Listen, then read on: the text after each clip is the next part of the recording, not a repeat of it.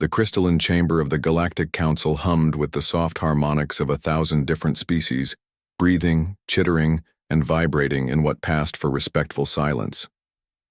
Ambassador Zixith of the hegemony adjusted his neural crown, its bioluminescent tendrils pulsing with satisfaction as he prepared to deliver the final report. Esteemed Council, his translated voice echoed through the vast amphitheater.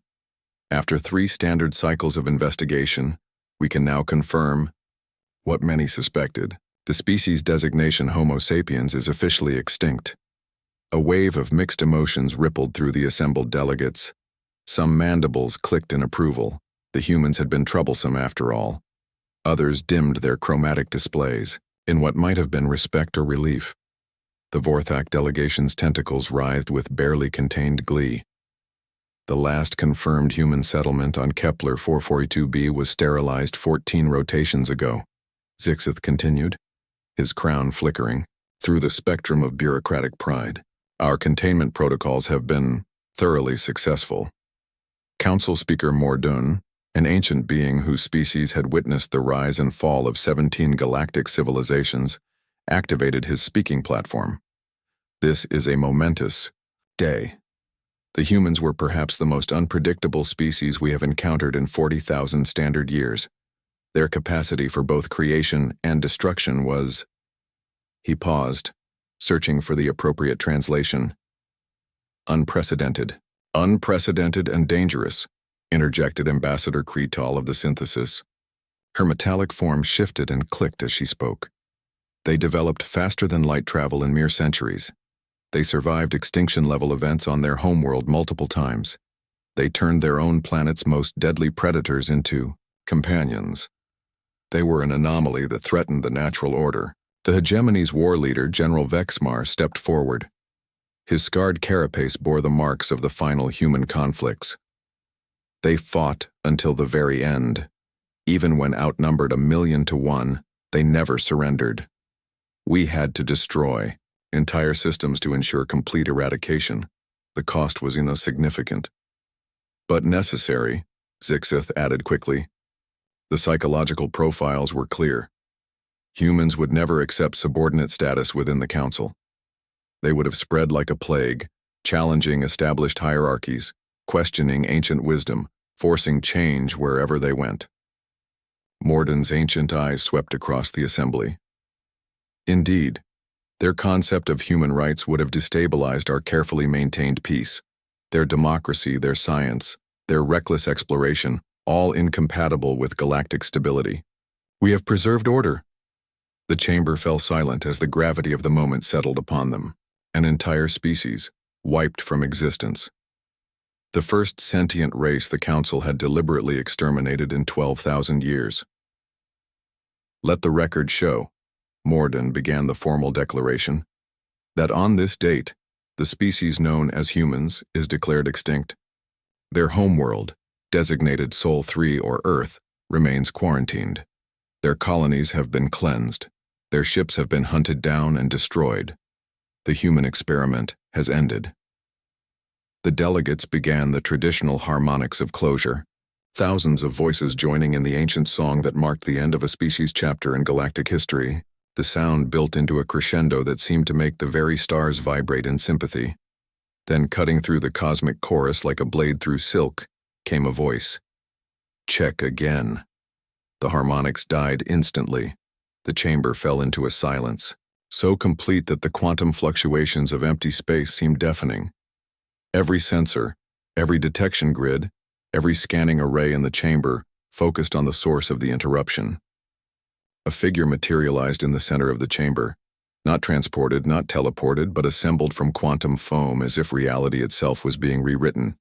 Human, male, wearing what appeared to be a simple black uniform with no insignia except for a small blue and white sphere on his chest. Impossible, whispered General Vexmar, his combat instincts causing his weapon systems to hum to life. We destroyed them all. Every world, every ship, every hidden colony. The human smiled, and somehow that simple expression sent chills through beings who had never known fear. You destroyed the humans you could find. The ones who stayed within your detection parameters, the ones who fought by your rules. Zixith's crown blazed with alarm signals. Identify yourself. How did you bypass our security? Our barriers were impenetrable. I'm Captain Sarah Chen of the Terran Deep Reconnaissance Division, the figure said, though the voice was clearly male.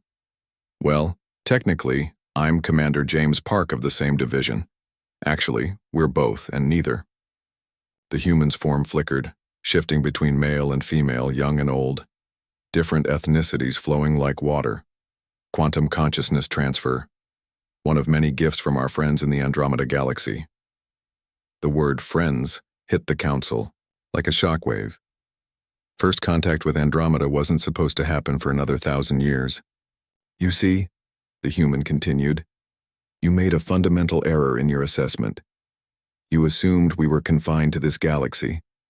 You assumed we fought alone. You assumed we were still entirely human. The chamber's atmosphere processors struggled to cope with the collective intake of breath from 1,000 different species. The Andromedans have been watching this galaxy for quite some time. They've seen empires rise and fall, species flourish and die. But never have they seen a galactic government actively commit genocide against a species whose only crime was potential. The human's voice hardened. They find it disappointing. Morden's ancient composure finally cracked. What do you want? Oh, I think you misunderstand. This isn't a negotiation. This is a notification. The human gestured and the chamber's main display activated, showing a star map of the galaxy. Thousands of new contacts blazed to life, ships, stations, installations, all appearing simultaneously, across hundreds of systems. Every human world you cleansed has been recolonized. Every ship you destroyed has been replaced by 10 others. Every human you killed has been uploaded, backed up, and restored. The display shifted to show Earth itself, no longer the scarred wasteland they had left behind, but green and blue and brilliant with city lights. We've spent the last 14 rotations rebuilding, learning and evolving. Quantum consciousness, matter-energy conversion, probability manipulation. The Andromedans are excellent teachers, but more importantly, we've been preparing for this. Conversation. Ambassador Kretal's metal form was vibrating at frequencies that registered pure panic. This is impossible. The laws of physics. Our suggestions to sufficiently advanced species, yes. The Andromedans taught us that too. The human's form solidified into that of an elderly woman with kind eyes and a grandmother's smile. Now, shall we discuss the terms of humanity's readmission to the Council? Or would you prefer we simply take our seat? The silence stretched for what felt like eons. Finally, Morden activated his speaking platform with trembling appendages. The Council recognizes that the extinction of humanity may have been premature.